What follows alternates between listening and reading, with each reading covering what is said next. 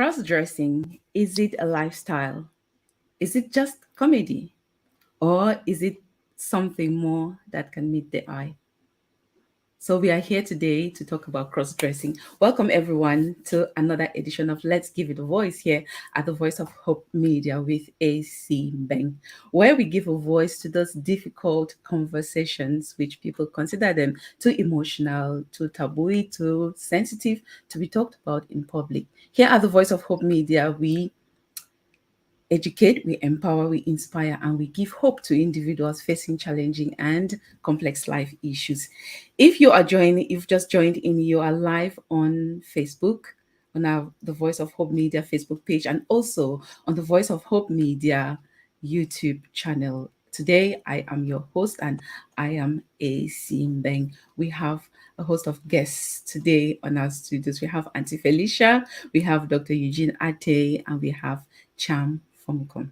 Yes, I'm still wondering if I'm going to handle the heat that's going to come out in our studios today, but I've got a fan and I've opened the windows as well because there's been extra sun out there today celebrating the Queen's Jubilee. So it's quite sunny, it's quite hot. And again, the heat that's going to come out of this conversation, I don't know. If you are watching and you think you can help me, you can assist me to host the show, you are welcome. Once more, welcome everyone, and invite your friends to join in, because this is a conversation that many out there will not want to host on their platforms. Initially we thought it was just going to be myself hosting the show and Auntie Felicia, but because it's a popular topic, it's an interesting topic, one of the guest speakers told me this cannot be a one-sided conversation if you have only Auntie Felicia on the studio. So I had two more guest speakers. So you guys are all welcome. Once more today, our topic is cross-dressing and comedy, debunking the myths. So we are going to look at some of the myths that come about when a man decides to dress as a woman.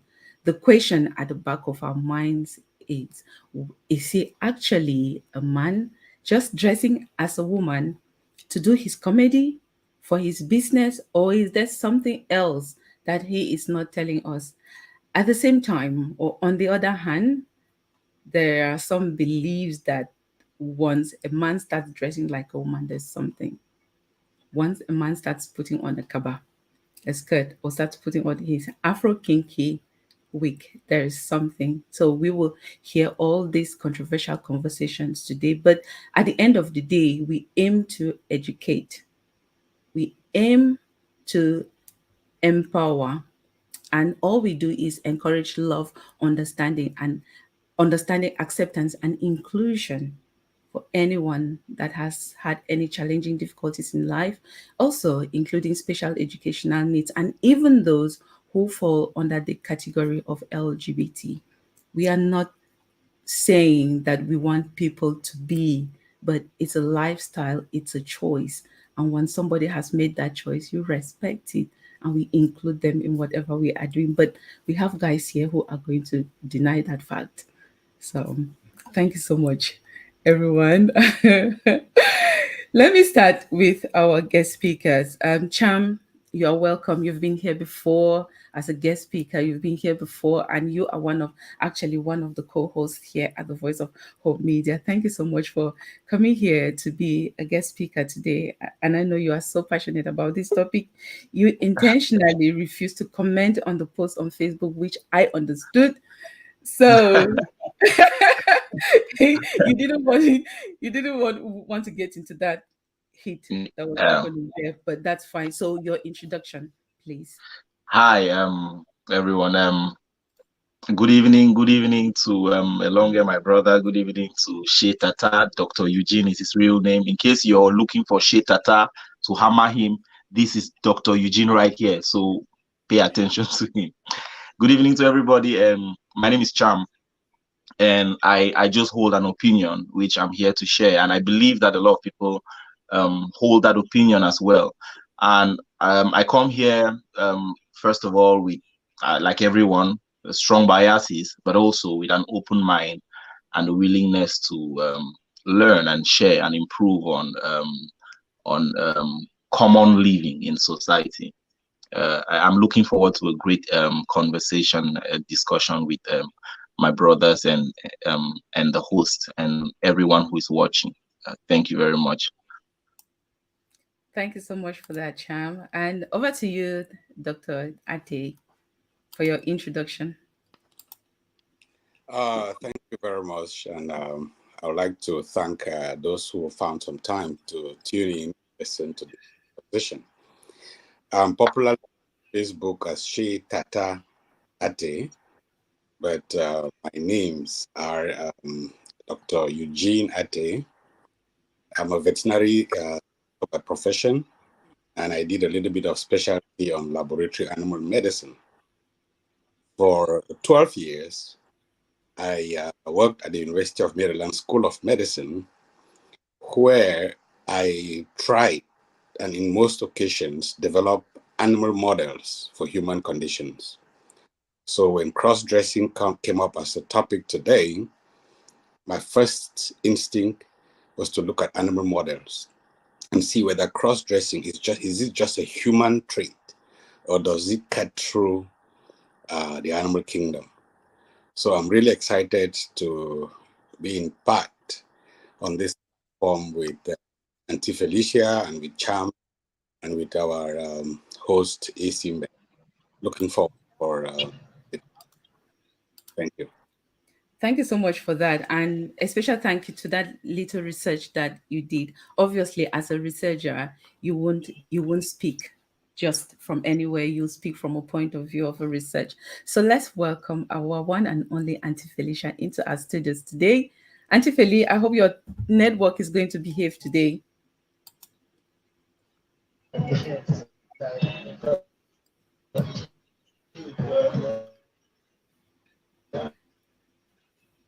Bear with us, guys. Bear with us because Auntie Felicia is on the move, so his connection is not all the best. While we are waiting for Auntie Felicia to come back um for her introduction, I think she's almost here. She, he, which one should I use? Okay. Yes, Okay, I'm here. so your introduction, please. Yeah, sorry. So I'm on my way to Boya, so that's why I appear in as a Lunge, not Auntie Felicia, but you understand. So if you get a lot of noise, know that I am trying to give you guys the ambience of your country, so that Cham shall not sit in UK and forget where he's from. So I wanted to get the hooting of the cars and everything. So I'm so happy to be here because. Especially with Eugene and Cham, because these are two people I greatly respect. I respect their opinions a lot. With Cham I often differ, but always from a place of trying to understand and learn more. And so I'm always open to have this type of discussions with people whom I think that we can have meaningful discussion, and we can create meaning out of it. So I am Koi Longe. For this show, I'll be Auntie Feli cannot introduce herself because she'll only be Auntie Feli. So I'm Koi Longe. I'm a writer, I'm a researcher, journalist, and now comedian. And I carry the comedian badge now very proudly because I am a husband from Cham. I'm hoping to get one from Tres 14 by the end of this show. So let's get going.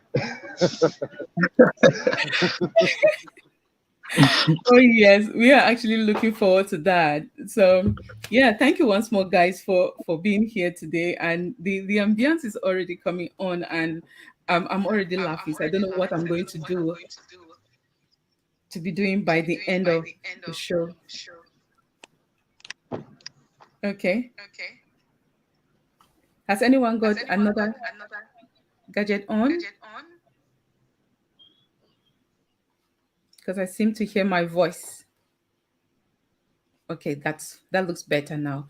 So if you're just joining in, you're watching the Voice of Hope Media, and it's Let's Give It a Voice edition here at the Voice of Hope Media with myself, as host AC Mbeng. So here at the Voice of Hope Media, we give a voice to those difficult conversations. We encourage people to open up conversations around these difficult topics, which are often regarded as too emotional, too sensitive, or taboo topics that are supposed to be swept under the carpet. So unfortunately, there's an issue with connections everywhere. So people are signing off. But just keep watching, guys, because we are here for about an hour or an hour and a half. So if you're just joining in, we are live here on our channel, Facebook page, and our YouTube channel. So you share and invite your friends to join in. Hi, everyone who is watching and who has just commented. I have Quine Sam, I have Patience Go, we have Bebe Mom Rhoda. Then we have Anila Khan all the way from Pakistan. Thank you. It's a little bit of an unusual topic to what we always discuss here at the Voice of Hope Media, but this is a topic that needs to be given a voice. And obviously here at the Voice of Hope Media, we give a voice to this issue. So Auntie Felicia, you were the last to introduce yourself. So I'm going to start with you now. So Auntie Felicia and comedy, how did that start?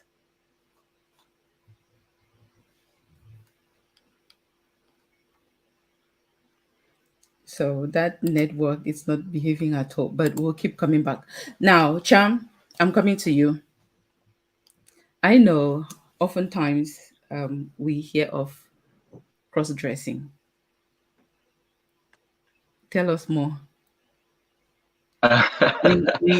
We have a man on our studios who has decided to dress as a woman, and he's actually making a lifestyle out of it. I do know that people have controversial views regarding the fact that he's dressing as a woman. Personally, I don't see a problem in that. Where I'll see a problem is when it becomes vulgar, when you portray the real image of a woman. So tell us, what was your interest in this topic? Well, first of all, what I want to emphasize throughout the conversation is that I'm really, in order for us to have an effective conversation, it will be important to focus on cross-dressing. I know that this is a topic that is going to be related to many other things. It's going to be related to LGBTQ. It will be related to content creation and the showbiz industry. And but if we can try as much as possible to focus on the cross-dressing, then it's going to help us to speak more about the subject and make more sense of it. Yeah. I am not an expert when it comes to cross-dressing. My only contact with theater and drama basically is my passion for it. When I was a child, I used to do a lot of drama in school and stuff like that. But I am really no expert when it comes to cross-dressing and to speak much. The only thing I do, or the only thing that interests me, or the only thing that makes me relevant in this conversation right now, is that I am an ordinary consumer of social media content. And I am here as representing, or involuntarily, you can say, or without permission, you can say, the many other people who are out there consuming such content and who hold certain opinions about what they are consuming. Technology has made it such that we tend to consume content even against our wish. All you need to do is scroll down or see a crazy topic, a crazy title, before you know it has either automatically downloaded or it's playing already, and you pick interest. So I am no expert, but my when it comes to cross-dressing, I'll approach it in three ways. First of all, it's an art form that I recognize. And that is an old age art form. It has existed since the Shakespearean. In fact, it was the Shakespearean time that made it popular, or established it as a concrete art form, from my understanding. The next way I'm approaching it is in terms of, as an individual, I have secular and personal opinions. Secular opinions meaning opinions that I hold regardless, just as the basic thing that is in my mind when I hold these opinions is the universe as a globe, and other opinions that I hold on a personal level, things like concerning your faith, concerning how does this work go with my faith, how does this go with my character as a human being on a personal level. So on that general level, on that theatrical level, I respect cross-dressing as an art form, and I consume it, howbeit very, very selectively. On a personal level, there are certain elements of it that doesn't go with, like, for example, this is a typical example. Now, I'm a Christian, and cross-dressing on a regular is actually not a Christian thing to do. But as a form of comedy, I don't really see a problem with it, because it's not like some of these people who might consume their content perpetually dress as women and walk around the street, And then on a general level, I have a problem with the consumption of it, not because of what it is, not because of the fact that they are cross-dressers, but because of the issues that come with the propagation of this art form. And these issues include things like the enforcement of already existing, you would say, negative stereotypes about particularly Black African women. If you notice, most of the skits nowadays that come up, and they are everywhere on social media, on Facebook, on Instagram, on TikTok, everywhere, they reduce a Black African woman to two characters. Number one, a sassy lady. Number two, a crazy, angry lady. So you always see them either depicting an African woman as the angry one, as the one who is here and there and crazy, or as the sassy one, the one who can't control her tongue and who is known for being insultive and negative. And of course, there are people who do it with some moderation and with some intelligence, should I say. And I recognize those kind of people, and I really do like to watch that. But generally speaking, I would suggest that there needs to be some form of regulation on how this thing is expanding. If not, it will be totally reduced with the only opinion of a Black African lady we will have in the next 10, 20 years is that they're either angry or sassy. And that's not true. There's a lot more to the Black African lady. And that's from the angle that I approach this conversation. That's brilliant. There's a lot more to the Black African lady, rather than her just being presented or trying to be presented as a sassy lady, someone who cannot control her tongue, someone who talks too much, someone who is negative, or someone who is a crazy, angry lady. So there's more to us. This is me sitting here, and I am a Black African lady. So obviously, I won't feel comfortable if there's a man out there who dresses as a woman, and I'm a fellow woman, and then who portrays a negative view about a woman, and I'm comfortable watching him or laughing just because it is comedy. Thank you so much for that, Cham. And I want to appreciate the fact that you emphasize that we focus on cross-dressing on this particular topic. Thank you so much for bringing that out. And everyone watching, our focus of discussion today, our topic of discussion is cross-dressing and comedy, debunking the myths. Because comedy, we have a comedian on our studios who dresses as a woman, who is called Auntie Felicia. So obviously, so that was one of the reasons why we came on with this topic. So we are focusing on that cross-dressing, debunking those myths that come along this cross-dressing. What do we think about men who dress as women, or men who dress as a woman? So thank you once more. Before I go back, I go to Auntie Felicia. Dr. Ateh, what's your take on this topic? What was your interest? I know I approached you and instantly you said yes. I know your slogan or your motto is standing up for something, stand for something. So what are you standing up for? What is that something you're standing up for as far as this topic is concerned? So over to you. Thank you very much, Madam Moderator. I'll start with a little bit of definitions. Cross-dressing is the art of wearing items of clothing not commonly associated with one's sex. The society that we live in has set rigid rules regarding one's gender equality.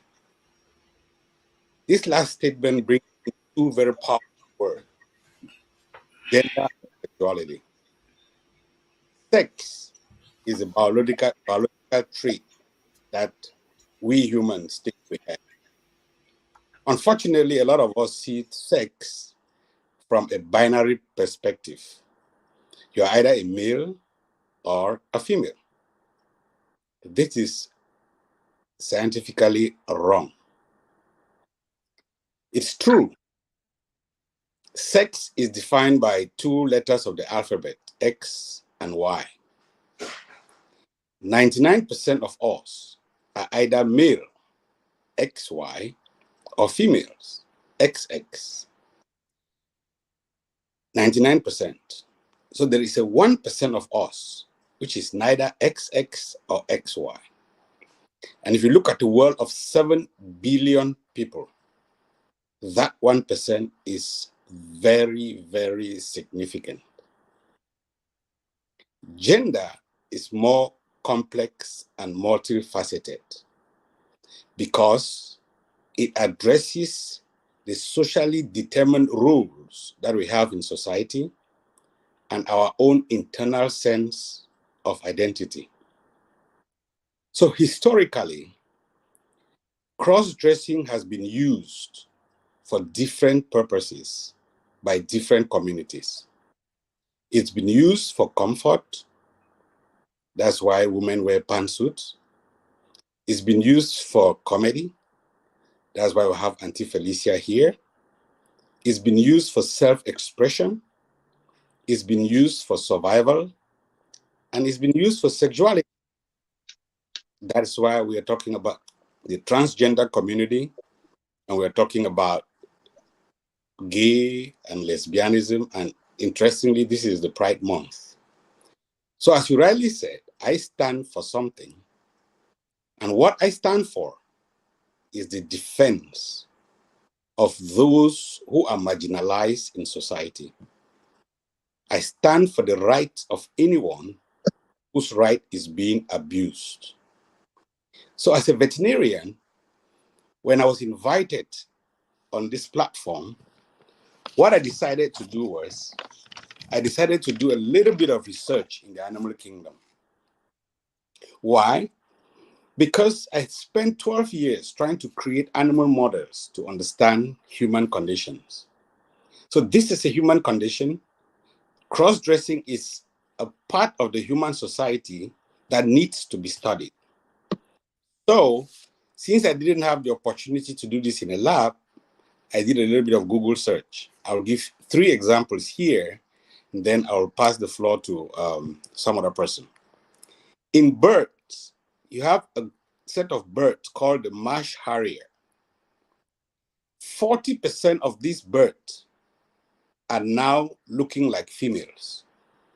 Why? Because this bird is a bird of prey, and there is a fierce fight between the males for food.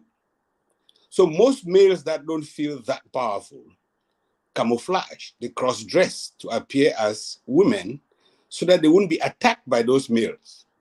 That's one example. Second example is the cuttlefish.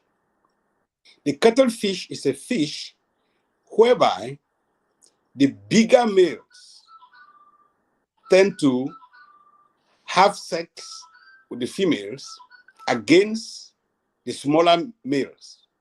So what do the smaller males do in order to enjoy this booty?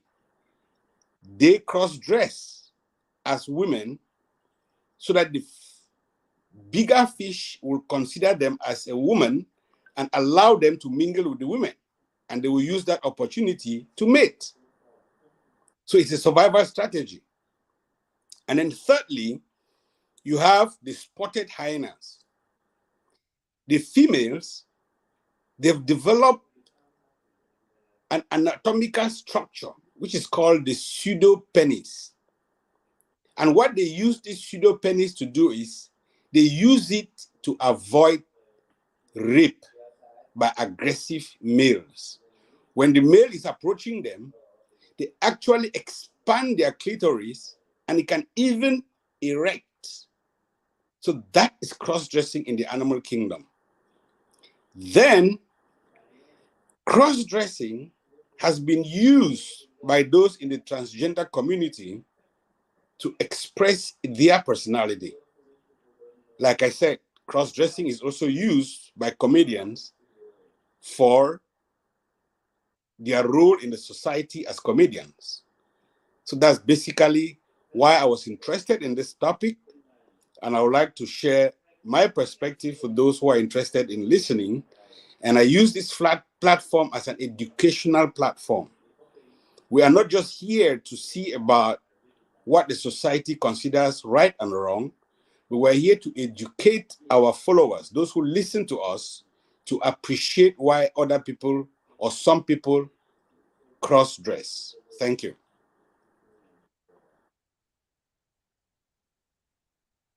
So you rightly said, yes, this platform is to educate, is to empower, to inspire, and give hope to individuals who have faced some form of challenges in the past, and this topic also falls amongst that. Thank you once more for pointing out why cross-dressing, why people cross-dress.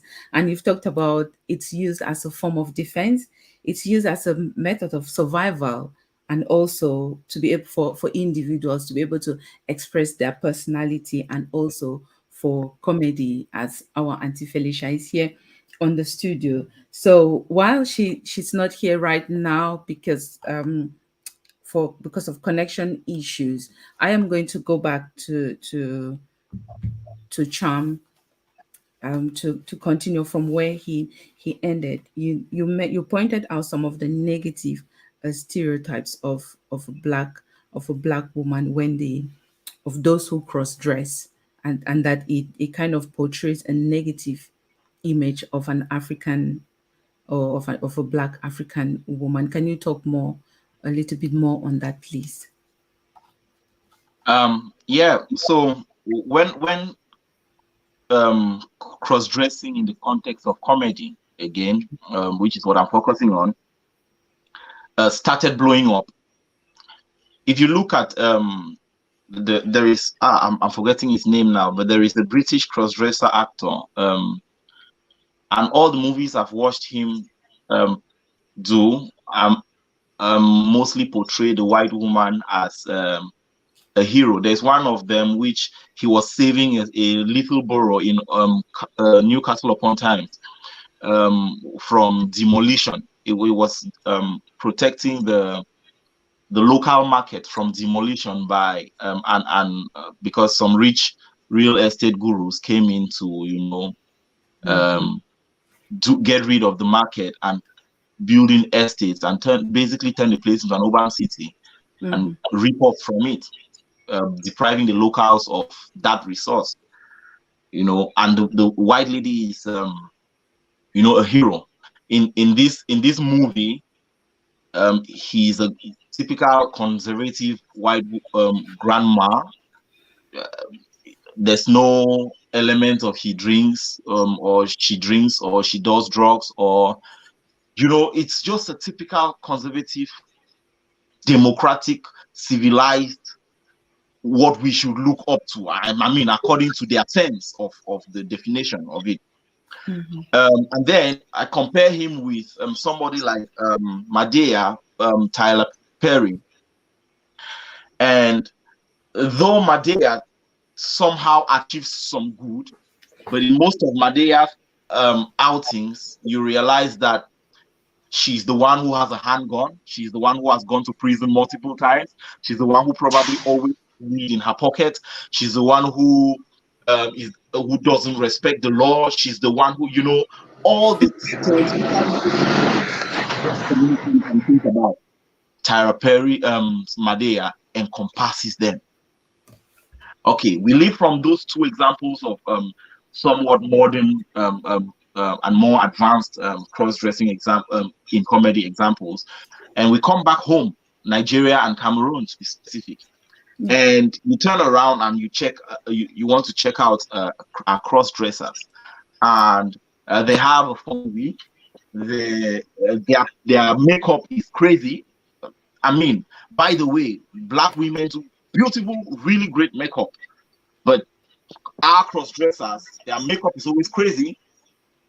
They're always speaking from one side of the mouth to the other, running up and here, and they're always angry. They have certain crazy things that they can do that you wouldn't imagine. And when you watch it and you laugh, you're like, exactly my mother, exactly what those women do, exactly, But that's not all. That's not all. There's 1,000,001 virtues that my mother carries that is totally absent in that skit, and it makes me think, if you are trying to represent moms, that's not all about them.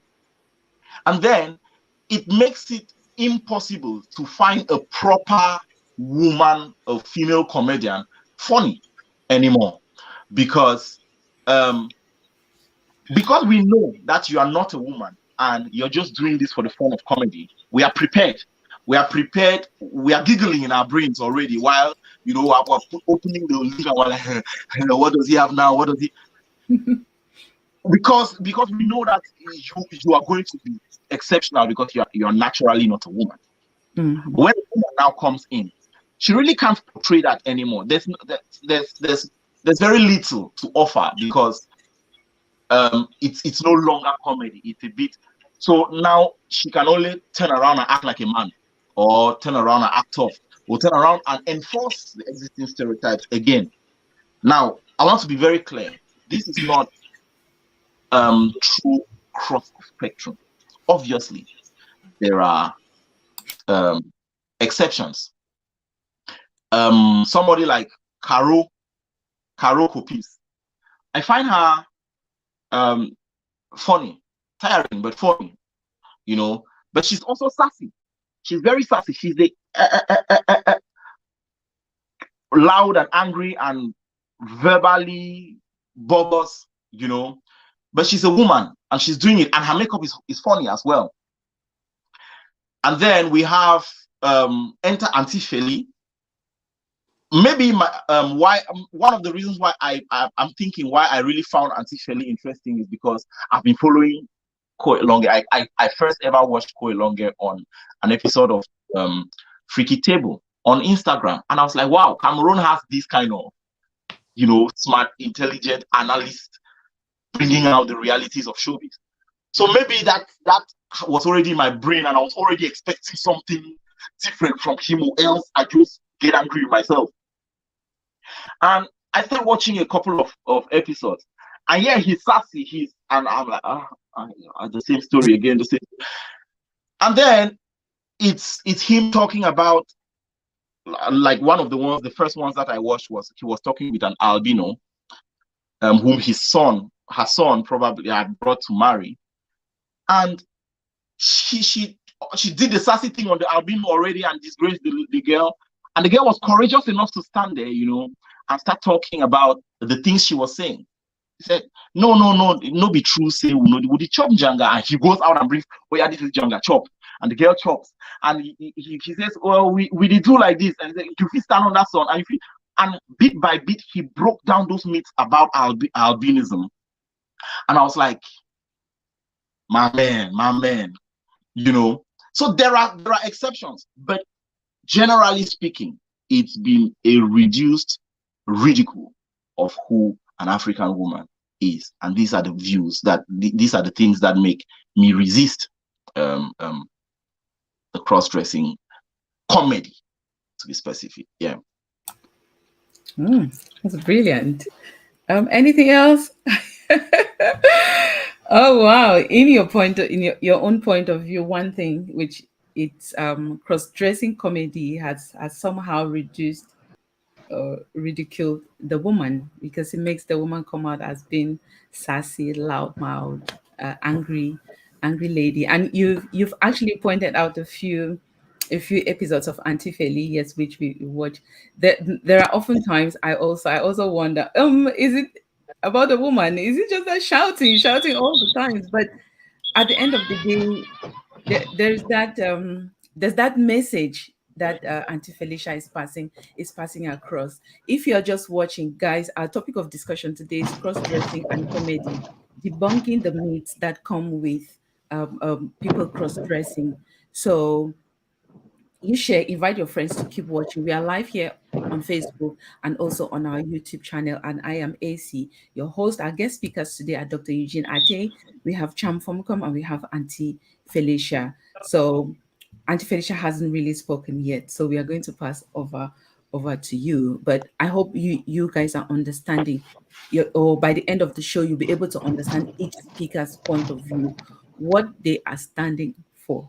Like Dr. Ate said, we should aim at standing for something, which he mentioned is to defend those who are marginalized in our communities. And we have so many people, especially as far as this topic, a broader perspective of this topic is concerned. You have people who are being marginalized as well. So let's go to Auntie Felicia. Auntie, come Yes, over so and talk and talk yes. something. Yeah. Please just indicate if you can get me because I'm Yeah. on the road. Okay, 5 on 5. perfect. Oh, perfect. It's not easy talking on this, being on the same panel with Cham and Eugene. Eugene, permit me call you Eugene. You yourself agreed that this would be an informal discussion. So, yeah, let me have the opportunity to call you Eugene. Very interesting, truly. Let me go to what Cham said. First of all, um, I like the fact he said he made the distinction about cross-dressing as an art form and as something which people are sophisticated enough to understand that this is an art form. Um, because oftentimes comedians who cross-dress for the sake of comedy um, do not do that as a lifestyle. So you can see I'm leaving a meeting and you can see me looking all alike and looking fine, handsome. Yes. So I think that is right away. But I would like to talk from a place of I know Cham said we should make this about cross-dressing, but the fact is that as a comedian who cross-dresses, I have to face certain biases because of that. So people would not make that. We are talking from a place. I have never heard anybody talk about the depiction of the African woman.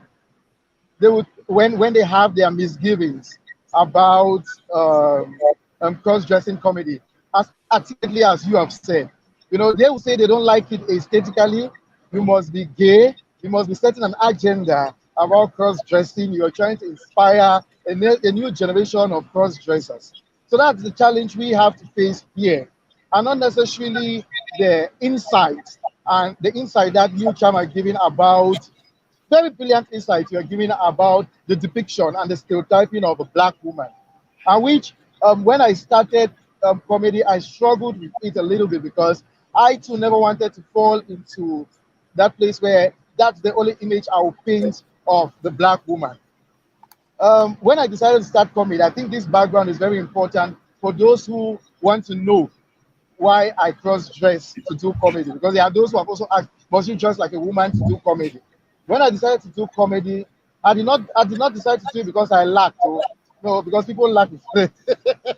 I had a job. But then I'd lost my mom in 2015. And my mom was, I don't know, this might seem funny to say, but she was my best friend. I was so close to my mom, and I fastly ran into depression.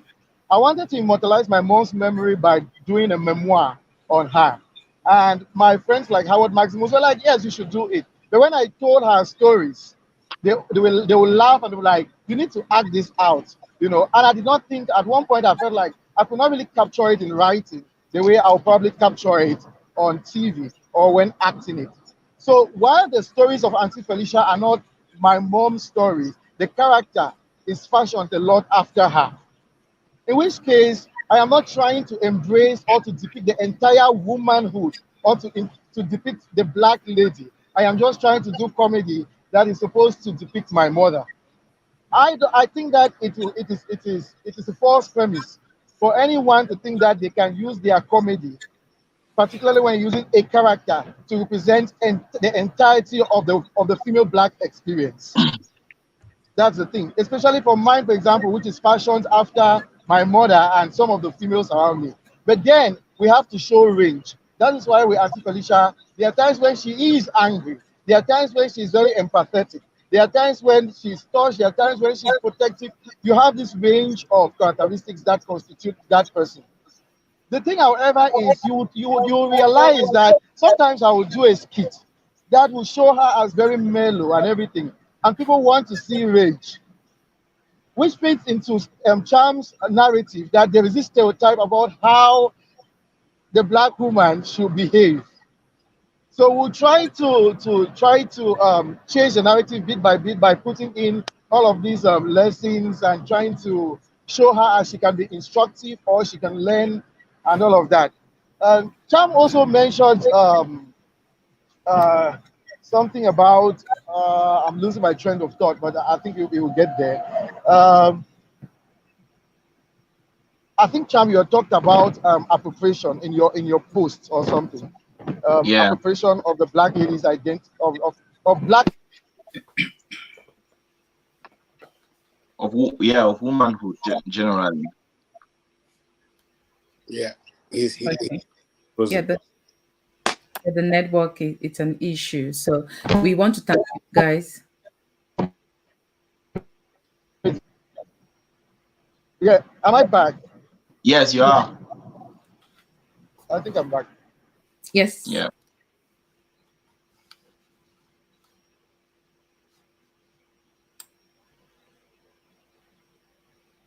So thank you everyone for watching. Just bear with us. He's on the move, so there's some connection issues.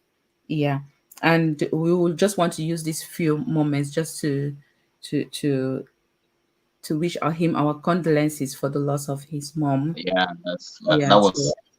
I don't think he has shared that before. So this is first and live on on Voice of Hope. Wow, that's actually very touching. Mm-hmm. I didn't know that it was all about homage to mom. Yeah. Wow. We will talk about it again just before the end of the show. So while we are waiting for Auntie Feli to come back, what's your take so far on what Cham has said, Dr. Ateh? Yeah.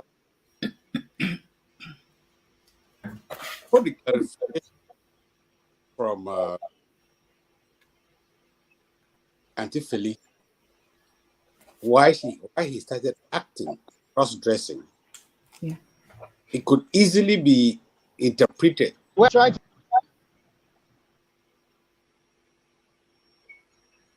Like what Cham was saying.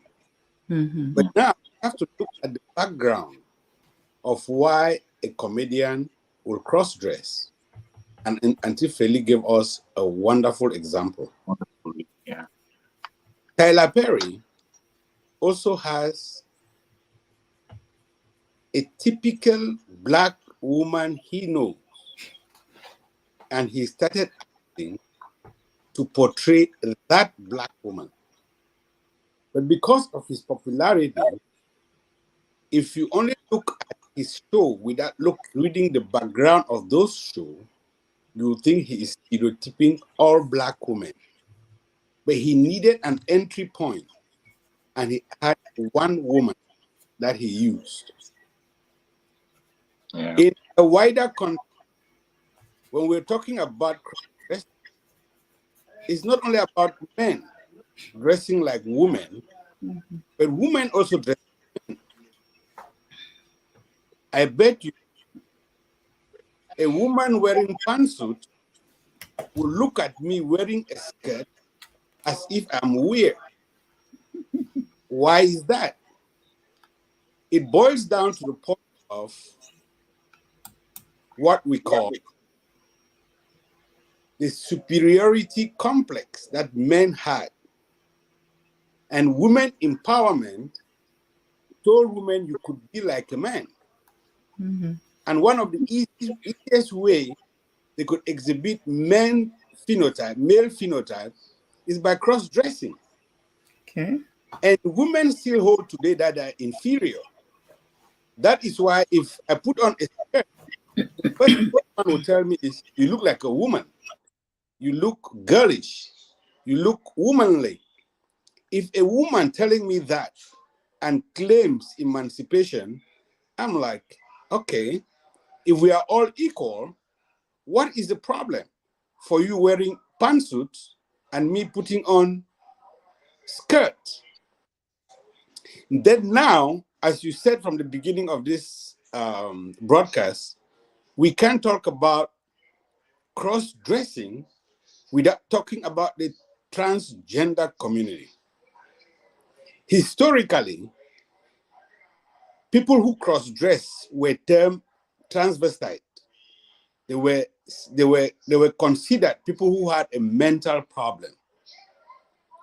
And it flowed into the transgender community where people thought that transgender people are suffering from a mental condition.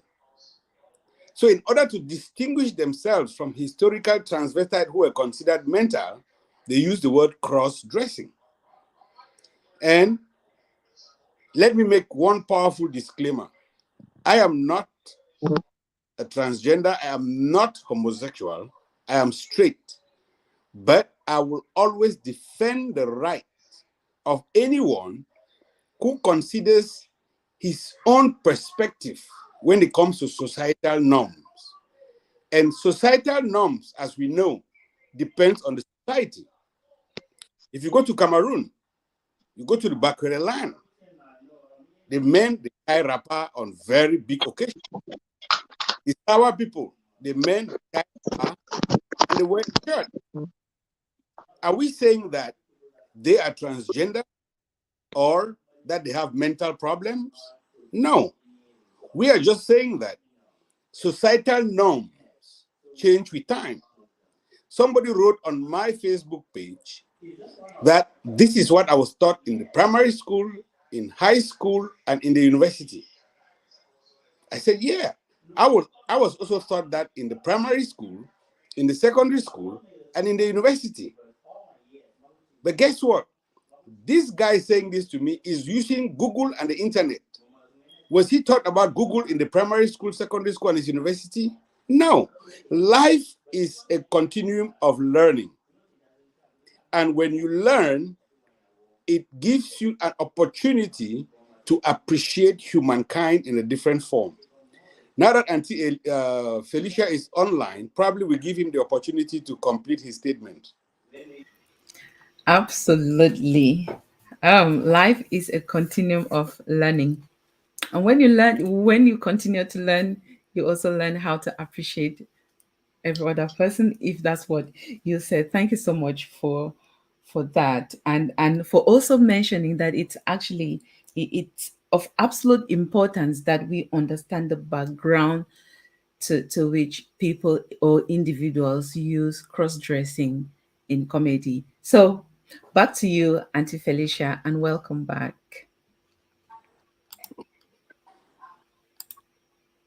Uh, Yeah. yeah. Thank you. As you can see, parts of our country are catching up with global trends. So the parts which are still behind, when we pass them, we get to this point. It Cham, wish- Cham, that was your village that I passed before the internet went off.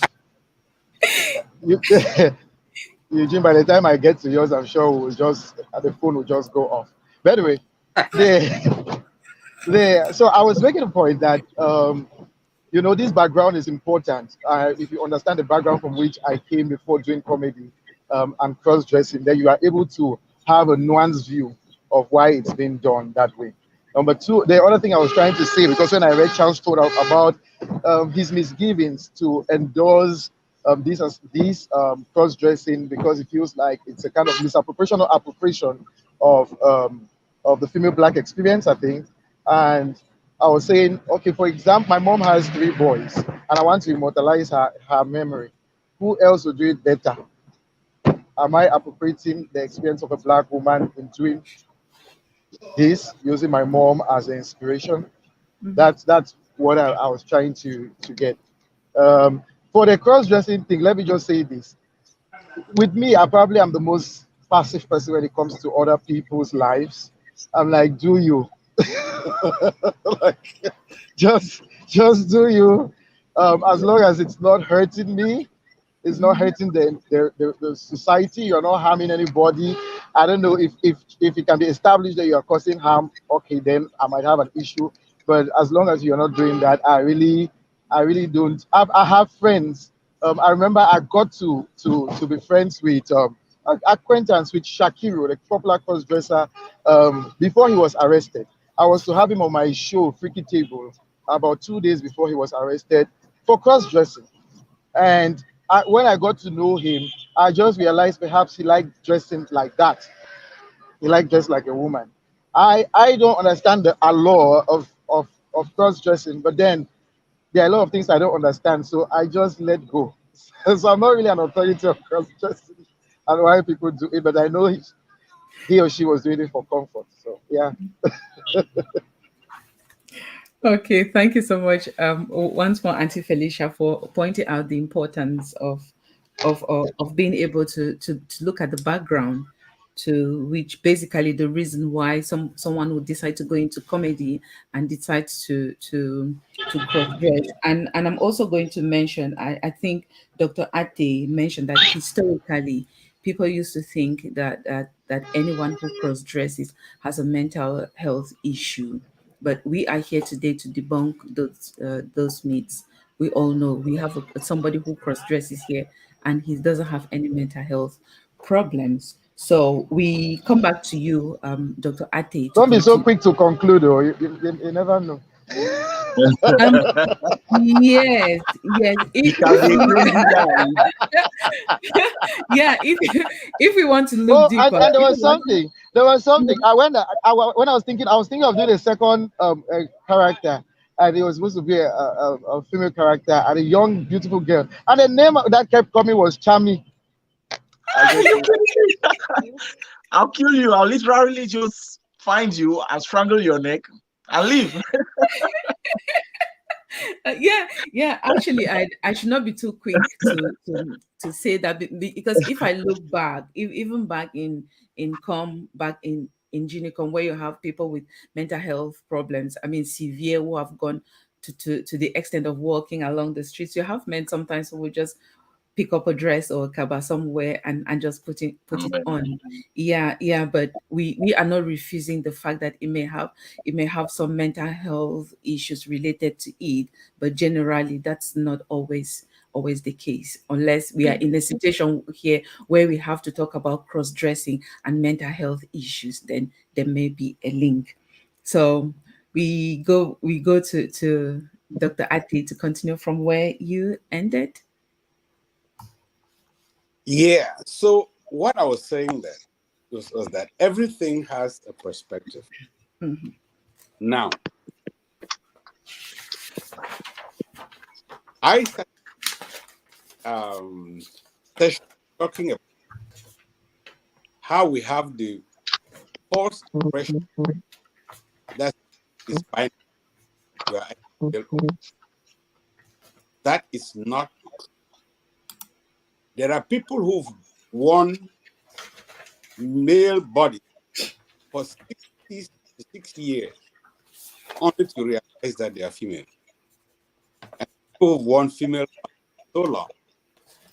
And now they realize that they are male. And because of the society where we live in, especially a place like Cameroon, Auntie Felicia was talking about the guy who was arrested because he cross-dressed.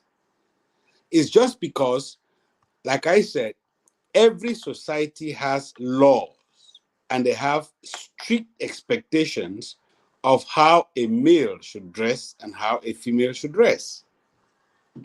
Just like in the past, in a place like Cameroon, it will be seen as a cardinal sin for you to think differently from your grandfather or for you to question your parents. If you look at those of us in the diaspora, our children do question us. That is the effect of the society. Is that bad? No. Does everything we learn within the society good for everybody? No. But we must learn to accommodate those who learn trait, as Auntie Felicia said, that doesn't harm me. It doesn't harm you. There are many arguments to this. Some say, don't go to kindergartens, don't go to elementary school and talk about cross-dressing and popularized cross-dressing. In a sense, that is right. But when consensual adults, a man and a man decide to get married, it doesn't affect me. Let them live their life. If a consensual adult, a man decides to be putting on skirts and heels on the street, it doesn't disturb me. It doesn't bother me. He has a right to do that. So, comedy has portrayed cross-dressing in both positive and negative light. And once more, I would say I'm very impressed that Auntie Felicia went into comedy to immortalize his mother. And now he's planning probably to immortalize Cham by going in as a beautiful young lady.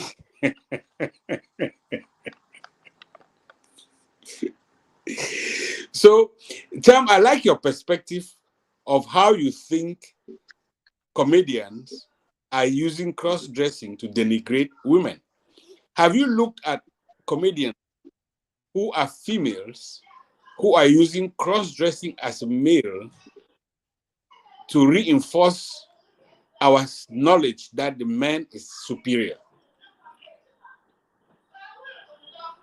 Cham, go on. Okay, so I have a couple of I'll answer that I actually have a couple of things that I wanted to react to that you said, and I'll answer that as I move on.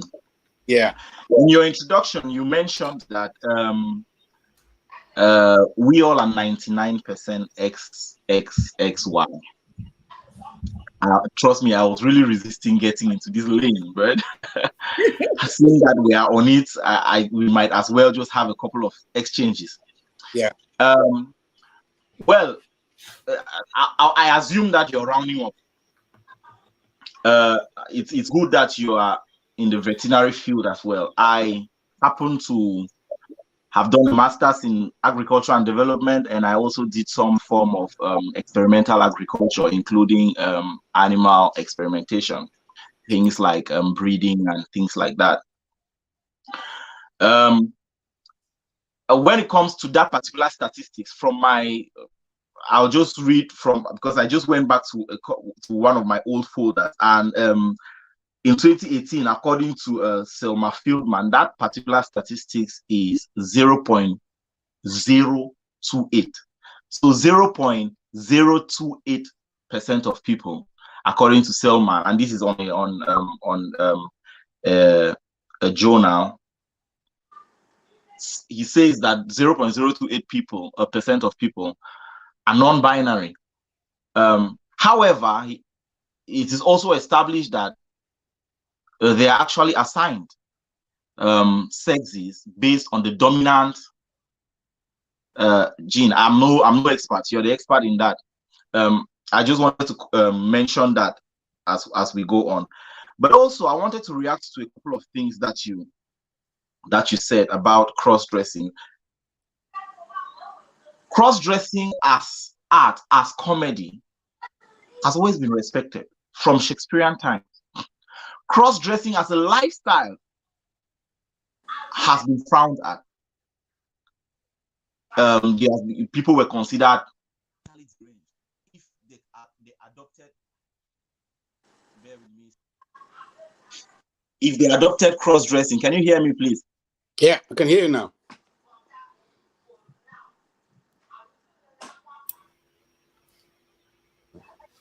Oh, I think that, I think he may be having a call coming in, but he's going to be right back. Okay. It's bad network where he is. Bad network in that village in UK. Hey, we need generator. Yeah, so that's the first thing I wanted to say. The percentage is way less than less than 1%. And that brings me to the next point, which is the idea of marginalization. You know, if we take marginalization in correlation to representation, then we'll realize that this group of people are actually overrepresented, not underrepresented. If we take marginalization in correlation to representation, and compare the cause of the LGBTQ, which is a great cause, to other causes, other inhuman causes that people are holding, racism, war, nuclear armament, all those causes, we will realize that they are overly represented. Maybe it's a good thing. Kudos to the activists and to whoever is making that possible. The next thing I also wanted to mention, to react to, is the fact that you call natural camouflaging in animals, you call it cross-dressing. I beg to disagree. These people don't just go into a tailor, and these birds don't go into a tailor and ask for a female style to dress up. No, they don't. Birds don't cross-dress. Birds camouflage. There's a difference. If a man has the ability to grow a boob, that's not cross-dressing. I'm sorry. If a bird has the ability to change the colors of her feathers to appear as a female, that's not cross-dressing. That's camouflage. If there are women who are utterly hairy, like their whole chin is so hairy, that's a trait that is generally associated with men. They are not cross-dressing there. No, it's natural, and it has come up. So I wouldn't say that we can compare cross-dressing in humans to natural abilities of other animals, because humans also have some. I've seen men with very big boobs. I had a classmate in secondary school. He was a mockery in school because, you know, his breasts were bigger than a boy's breast should be, at least according to our understanding at the time. You know, so I don't think that is cross-dressing. And then to the point of lifestyle, which we cannot avoid, which is the likes of people like Shakiro and all that. It's very subjective. Lifestyle is very subjective, and I don't have a problem with lifestyle as long as it remains subjective. So by subjective, I mean it depends on how you feel about yourself. Now, how you feel about yourself is totally your problem. What you want to do with your life, like Elonge said, and it doesn't hurt me or society, it's totally your problem. However, when you think that you can oblige me to think in that subjective manner as well, then you're encroaching into my own right to have a subjective view. So, for example, if you were a trans, or you feel that you are trapped in the wrong body, or you feel that whatever it is that is the claim of trans, I am no expert in it, and I cannot pretend to understand their experiences. It's real to them and it's painful, as they say, and they want to be addressed as whatever, probably because you're my friend. If God forbid today Elonge says that he feels that he has always felt that he's a woman, and Elonge is somebody I respect, and he says he wants to be called she, I'll call Elonge she in our inclusion, because I want to respect him. He's my friend. But Elonge cannot oblige me to do it, because lifestyle is subjective. If he has decided it and it's subjective to him, he cannot come and use up my own gift of or my own grace of being subjective about certain things. So I'll do it to him because he's my friend. But if he was not my friend, I'll address him the way my subject, my perception allows me to. Is that not being discriminatory? What about accepting everyone? Discrimination is denying people an opportunity based on a particular trait. If I refuse that you cannot oblige words into my mouth, I've not denied you of any opportunity, have I? You see, the problem is that the problem is that human causes are being entangled in political agenda. Okay. And because of this, it makes the recognition of such human causes a bit complex. Mm-hmm. Now, when you get into all these other arguments, there is also a certain line of political thought that you are expected to uphold. You know, it is an identity politics bundle that you take all or none. And again, like I said, I respect each and everyone's individual right, and that's exactly what I expect from others as well, to respect my individual rights. So when it comes to cross-dressing as a lifestyle, I don't think it's right. I wouldn't like to expose my children to it. I would like to hear from people and try to empathize with their experiences, you know, but again, it remains subjective. And yeah, that's basically what I have to say about transgenderism or whatever it is that they call the names nowadays. This same school of thought that is being popularized and is being brought to us. These are the same people that brought us organized education, organized religion, organized XYZ. We find out we are jumping from one organized ideology to the other based on the political agenda of the day. When do Africans stop and not become pawns and hold on to their own identity and respect their own uniqueness? You know, it always has to come from the West, as though the West is the standard. And unfortunately, in most cases, they are. Yeah, so that's my reaction to you know, all what Shey Tata, Dr. Eugene Ateh said. But yeah, like you said, everybody should stand for something. And if you think that you're being marginalized, by all means, stand for it. Okay, that's brilliant. And you said lifestyle is actually subjective. Did you answer Dr. Ateh's question? I think he raised something I would like to clarify. Okay. Yeah. One, we talk about non-binary nature of humans. Mm-hmm. If a conservative estimate of 1%, and you talk about 0.028%. Yes, the range is between 0.082% to even Foster Stelling's estimate of 1.7%. Why?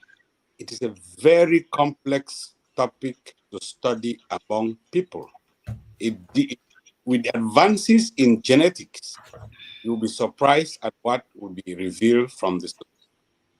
Number two, you talk about if a bird or an animal takes the form of a female, that is camouflage. Exactly what I said from the beginning.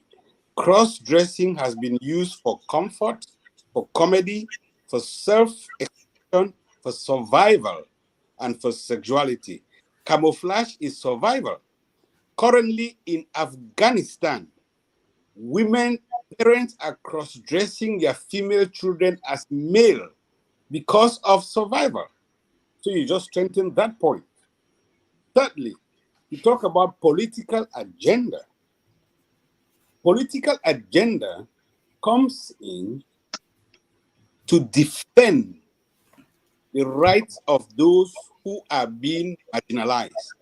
Political agenda doesn't come to encourage or force somebody to cross-dress. So if you are cross-dressing as a transgender, and there is that stigma within the society, there is that hatred within the society, There is a political agenda to protect the health of those that we look as different. So that's when the Democrats come in to protect the rights of those who want to be different.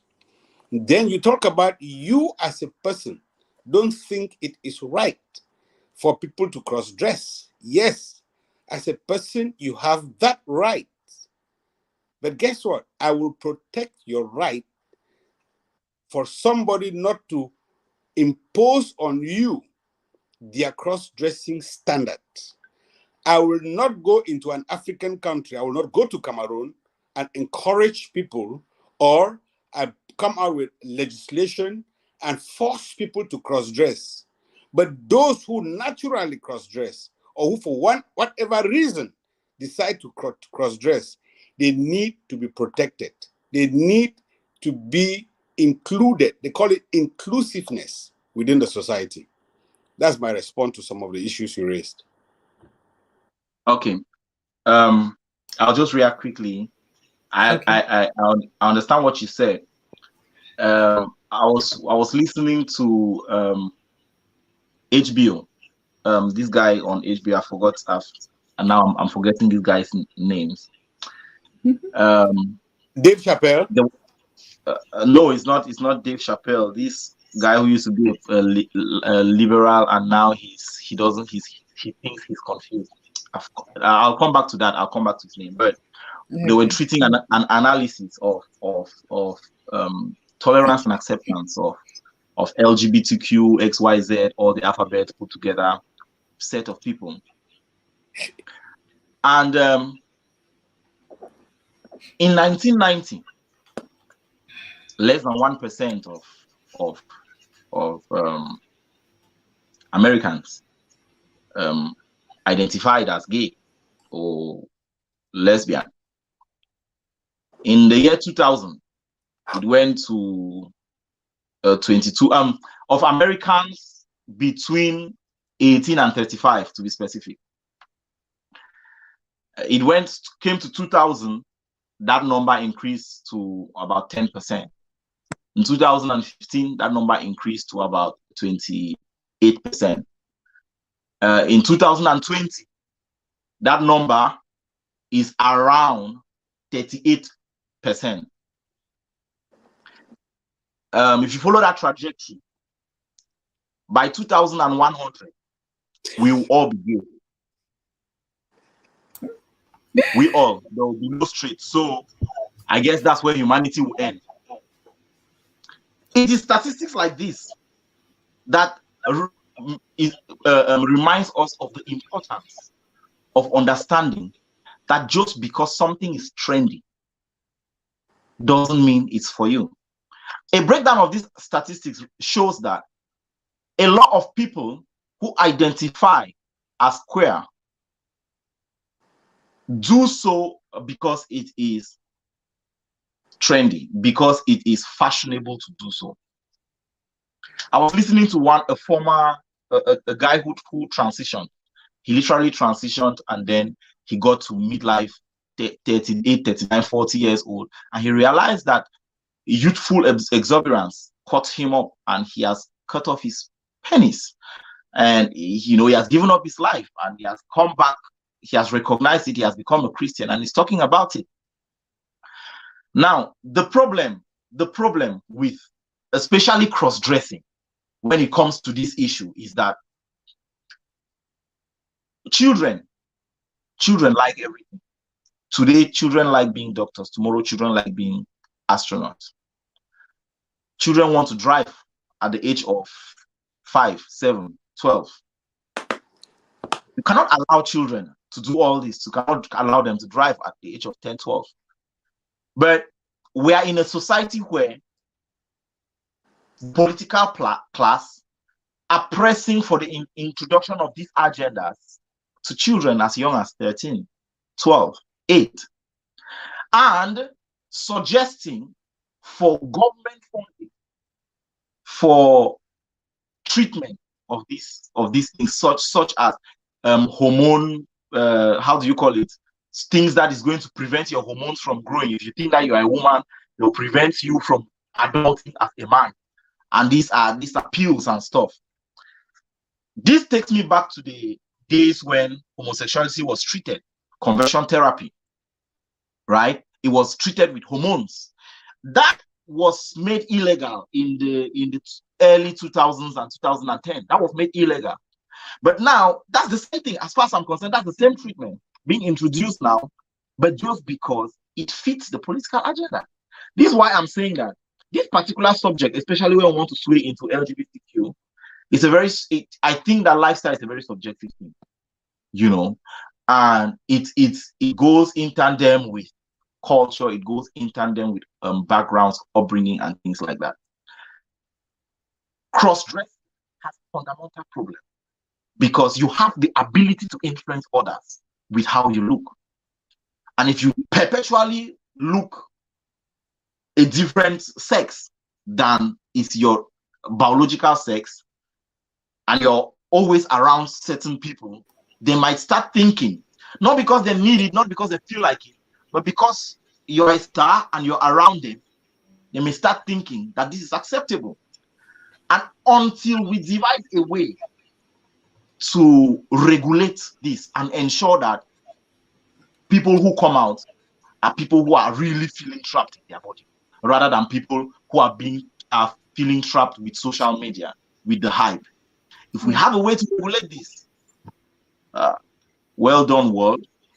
But until then, my personal opinion is don't ask, don't tell. Okay. Just before I move back to Dr. Ateh, you actually mentioned something, um, which somehow feels like, well, for example, if I start getting used to gay people, lesbian, I may someday start feeling like I want to be like them. So my question is, can cross dressing actually push someone to actually become a lesbian or a gay person just because I put on trousers. We women, we put on trousers, but obviously they're not every trouser or every short trouser that makes you look like a man. But there's a certain way that the woman will dress in trousers that may make her appear like a man. So do you want to say that the more, for example, I start dressing that way, putting on suit, tie, maybe a hat, and then low cut all the time, and looking like a tomboy, do you think one day it may actually make me to be like that, or change my mind that I want to become a man? Is that can that be a factor? Yeah, I think it's a factor from what Cham is saying. You know, we talk about peer group, peer pressure, and Mm-hmm. those you identify yourself with, you end up one of them. Okay. He gave a very good statistics. The trend of say transgender or gay has been rising and rising and rising. Mm-hmm. People are coming out. It was first considered a mental disease. Next, it was like a death sentence if you tell your parents that you are gay, that you are a lesbian. So with tolerance, with people accepting who we are as individuals, people are now comfortable to come out. I take for example, diabetes was not diagnosed early. It was being associated to witchcraft. Mm-hmm. When people died, they said, oh, his leg was always having a wound whenever he goes to the farm. They've planted something in that. But all we know is a diabetic wound. This old man, the children would take him to Yaoundé, they would treat that wound. He is all right. He comes back. The next day, he goes to the farm. He gets a small prick from, say, a yam vine, and then the wound comes back. And the narrative is that something has been planted in that farm. Whenever he goes there, the wound comes back. That is diabetic ulcer. Now, why is it in the rise now? Look at cancer.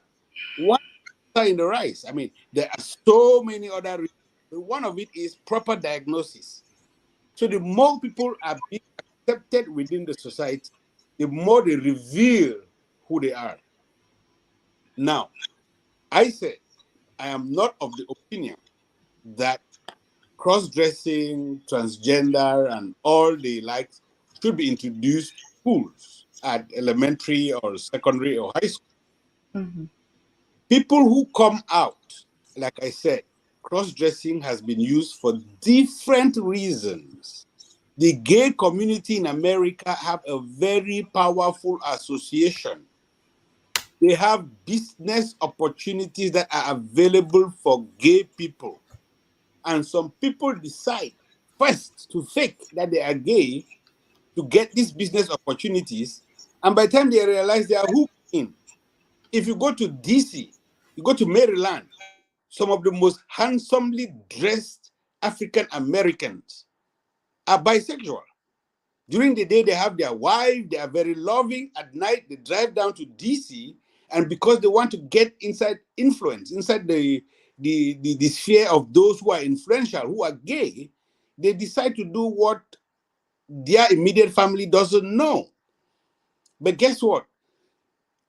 Like you rightly said, there is physical traits of sex. There is hormonal sex. There is psychological sex. There is, and this can be altered. Your hormonal sex, as you rightly said, can be altered by pumping hormones into your system. Your psychological sex can be altered by listening to some people like myself. But guess what? I am very, very interested in protecting the rights of individuals who are being marginalized by the society. Why should we think that we should only accept binary XY and XX chromosomes? Why don't we think that we are the abnormal in the society? Just like we are carrying out experiments on chimpanzees, on monkeys, why don't we allow those chimpanzees and monkeys to carry experiments on us? Because the world is changing and you don't know what might happen tomorrow. We might not be the dominant species tomorrow. The ape, the monkeys can be the dominant species, and they will use us for breeding purposes. They will put us in small cages and see how we breed and see how efficient we can breed. So I believe in an evolving society, and we have to evolve with that society. If I go back to my village now in Santa, let me tell you, I will not stand on the street, start talking about gay pride month, let's celebrate. Man, they will use my head to make pepper soup. So it depends on the society that you live in, and you just have to accept and educate your people. Gay is not a disease. It is not infectious. It is not transmittable from one person to another. It's not against reproduction. You know, Jason Cooper, the CNN anchor, he's a father. He just had a baby, and he is gay. So how is he not propagating mankind? I am a Roman Catholic, and I believe, like you finally said, don't ask, don't tell. But we ask too much now. Now the social media. In a few years back, I could be a gay person living in Maryland, and nobody in Seattle, Washington would know. But because of social media, because of TikTok, you see things that were first hidden under the rock. That is why those who are perceived as gay, the number seems to be rising, is just because the Network has, it seems to be a So problem. So according to Elonge, he has reached his village as well. So we lost network. yes, obviously he has reached his village, and now we know all those who don't have connection problems because we are we are left here anyway.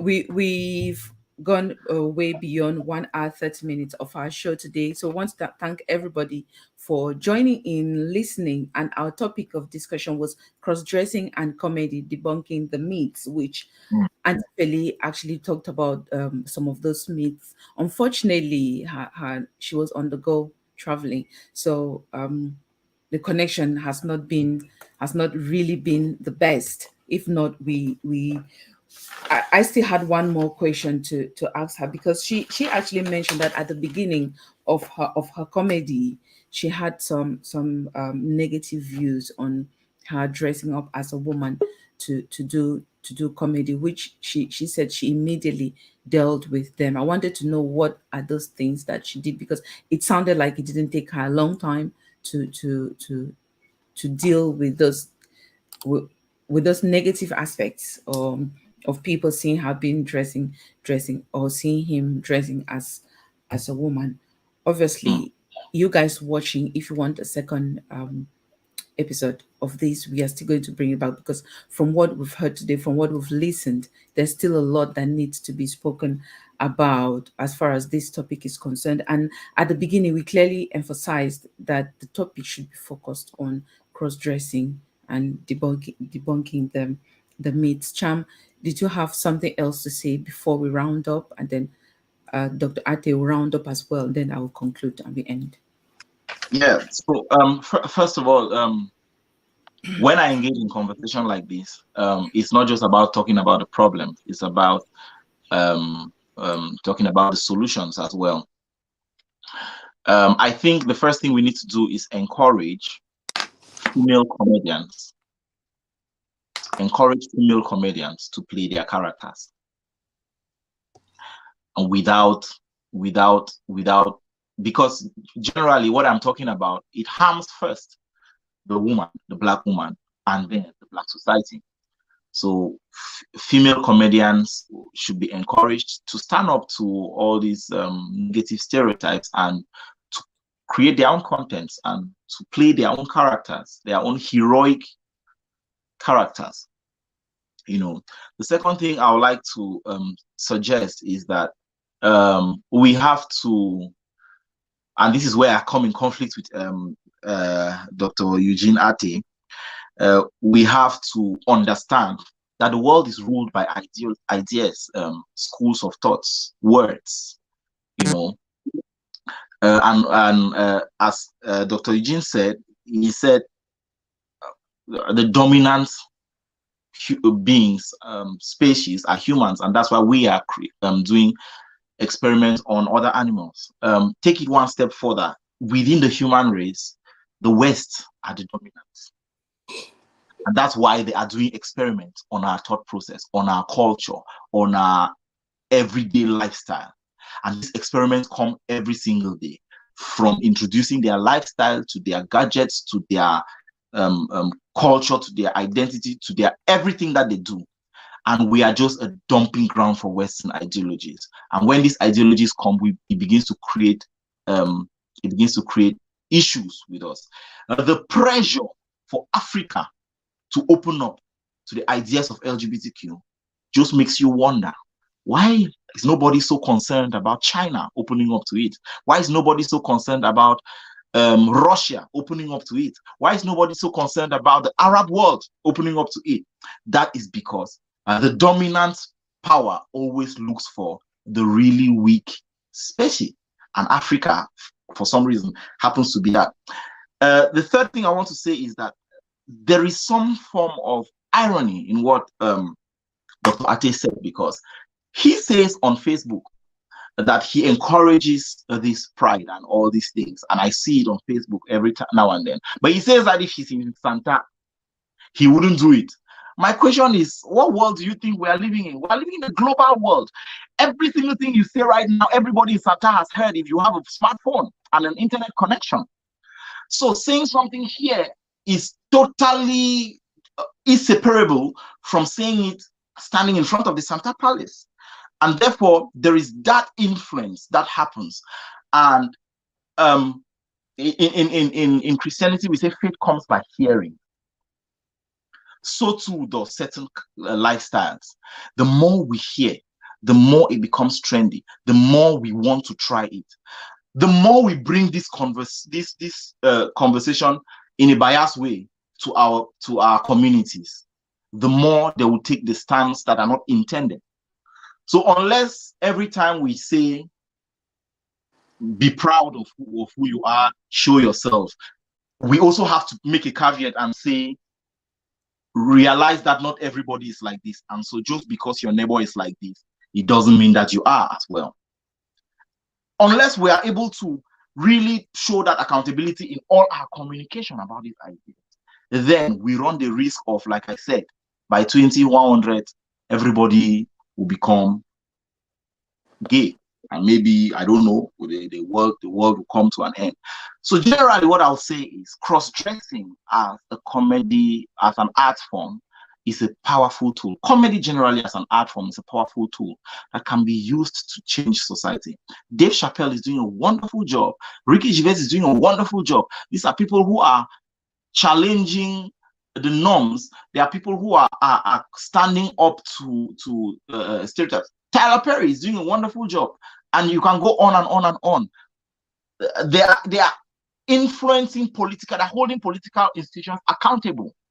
You know, they are holding society accountable, bringing morality or whatever it is that is their agenda back to the society. And so comedy is a very strong tool that can be used to effect change.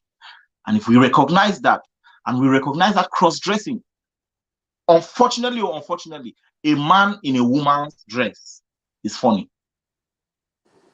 I don't know whether it should be, but it is. And so if we can use this attention to shape the society and encourage people like Elonge to produce more of his type, you know, then I think that ultimately we wouldn't have any problem with the art form. But if it continues in this way, where every account on Instagram you scroll down, from the people with 20 likes to the people with 200,000 likes, everybody has drawn eyebrow on their forehead and lipstick that reaches their ears just to make comedy and get the clout of it, then I think we are getting down the pit, and it shouldn't be. So that's all I would have to say as we round up. Thank you very much. And it was really a pleasure talking with you, Dr. Eugene Ateh. I've learned a lot, especially I've also discovered that you're in a field which I'm interested in. And I think I can benefit a lot from your experience and your expertise. Obviously, I was also very happy to talk with you, Simbe. It's always a pleasure. And my brother Elonge, he with his Congo mouth, you know. You don't But it's always a pleasure to see him and to listen to him. Okay, thank you so much, Cham. And I will just mention one of the solutions that you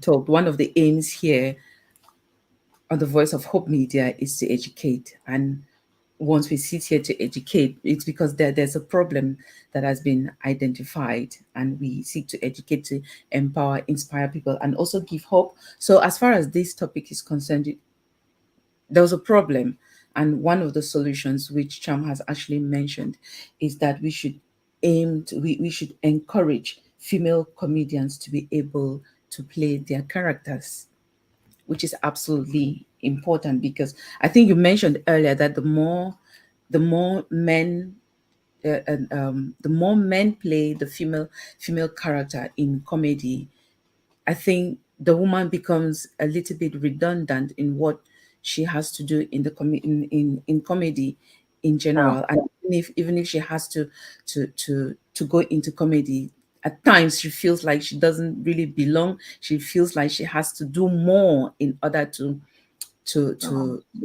go to be out there. Or someone like Carol, she feels that she has to have copies to attach herself to, which is another man, in order for her comedy to be funny. Or to, I don't know if that's the reason, but at times that's how I feel, that her being a female and doing comedy, she feels like she still needs that man to attach herself to.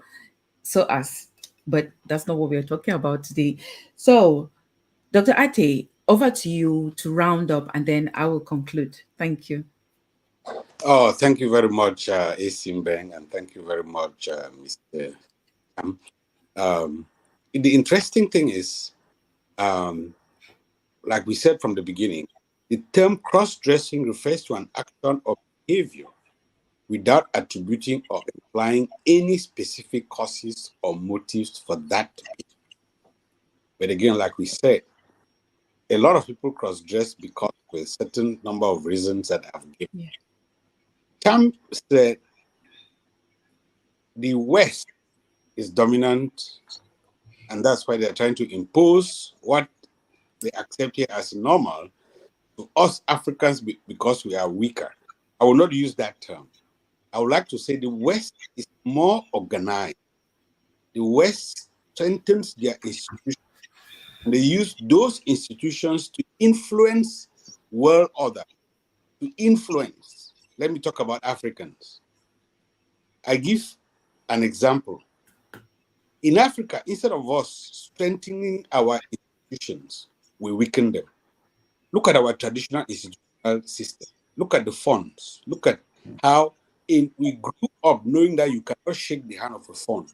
We grew up knowing that the fund is like the representative of God in the community. But now it is weakened. Instead, what happened in the West is they strengthen their institutions and they use that strength to influence us who have not strengthened our own institution, number one. Number two, I said I will not go to Santa and start advocating for transgender. On Facebook, as you said, defending the right of transgender, defending the right of those marginalized, not advocating for people to become transgender, not advocating for people to become whatever they don't want to be. So for me, it's been a wonderful pleasure today to have Cham, to have Isimbeng, and to have Auntie Felicia on the line. Auntie Felicia. The topic is really big. It's really huge. And I think there should be a follow-up. Because one of the institutions I'm fighting now to defend and strengthen is the institution of polygamy. We should also strengthen that and then put it over. Great. Oh, yeah, that's another topic. Okay, Yeah. because if you look critically out there, you look through another eye view. There's polygamy being practiced in so many, communities I mean, indirectly, hiddenly, in hiding. So it's one of the high biggest, time. one of the biggest controversial arguments is how on earth in majority of American society is gay and lesbian marriage legal and polygamy illegal. It's not, but in, it's being practiced. in, Because in the it's not spirit of legalized. If we open polygamy up, you will be surprised to see the number of polygamous families here in America. Okay.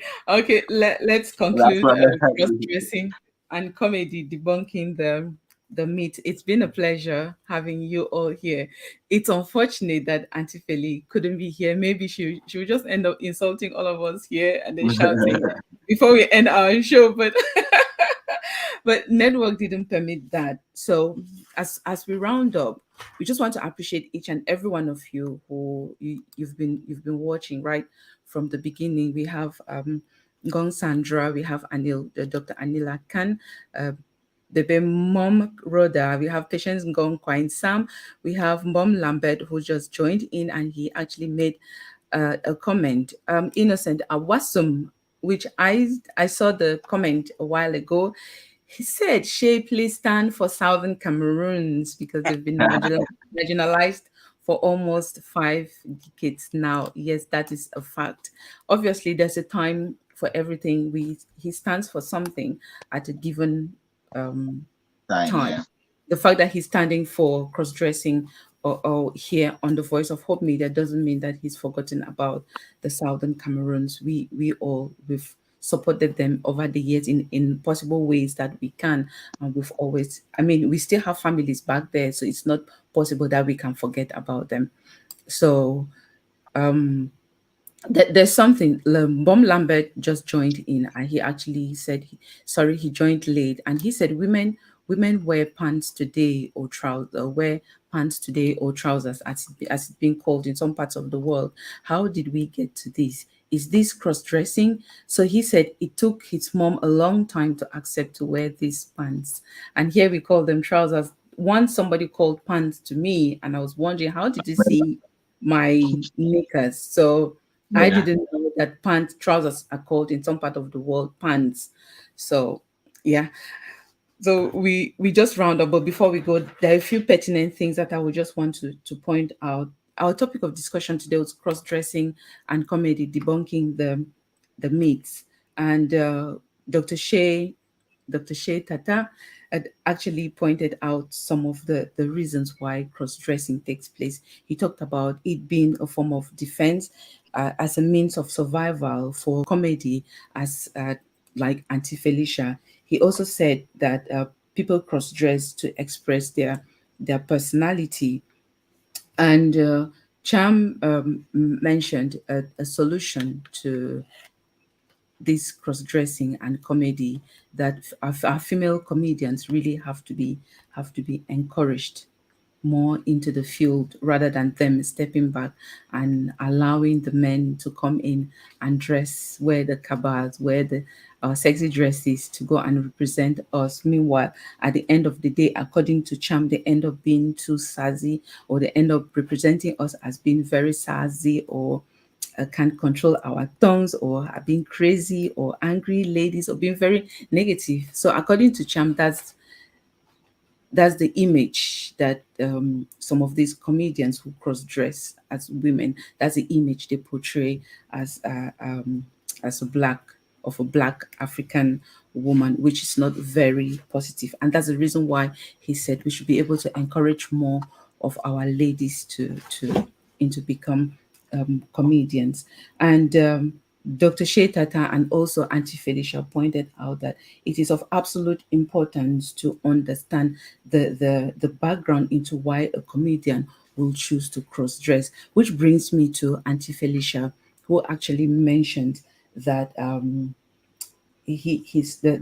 character Auntie Felicia was fashioned after the loss of his mom, which all of us here at the Voice of Hope Media and all of us here watching would like to wish, would like to say send our condolences to Auntie Felicia once more for the loss of his mom. We don't actually know when he lost his mom, but a loss is. 2015. He said 2015. Oh, okay, that's good. So our condolences, and may your mother's soul continue to rest in peace. And it's our honor as well, because I've been following Auntie Felicia for a while. I haven't actually heard her make that testimony. So it's an honor for us here at the Voice of Hope Media to have that testimony. Yeah. Best. Mm-hmm. So we thank you again for being here. I'm just looking if there's any other thing I've forgotten to mention. Yes, before I end, using Cham's words, cross-dressing as comedy is a powerful tool that can be used to effect change. And that brings us to the end of our show today, but we promise you to have a second edition. From what you've seen, from what you've listened to, there's still a lot more that can be talked as far as this topic is concerned. If you watching, you're interested and you have a topic to give a voice to, get in touch and let's book you down. Usually we have the shows on Saturdays, 5 p.m.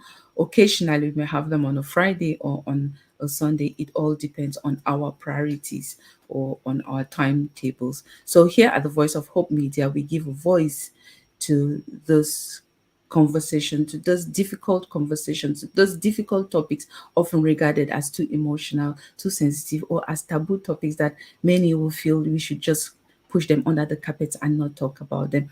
When you give a voice to your challenges, you give a voice to your difficulties, you heal yourself, you help heal another person, you educate, you empower, you create awareness, and you give hope to others facing challenging and complex life issues, including special educational needs. And I have been your host, AC Beng, here. So I will be seeing you again soon. Thank you, Dr. Ateh, and thank you so much, Cham. So you stay blessed and have a good long bank holiday if you're here in England. And we are still celebrating the Queen's Jubilee. The Queen has been 70 years on the throne. Am I right, Cham? Yeah, So 7 we've been years. celebrating, yes, we've been celebrating since yesterday. And the Queen, Queen Elizabeth, who has been on the throne for 70 years since she was enthroned. That's amazing. So in Com, we call her Nini. That's grandmom. So she's our Nini Elizabeth here in the UK. So Stay tuned, everyone, and see you soon. Bye bye. It's AC.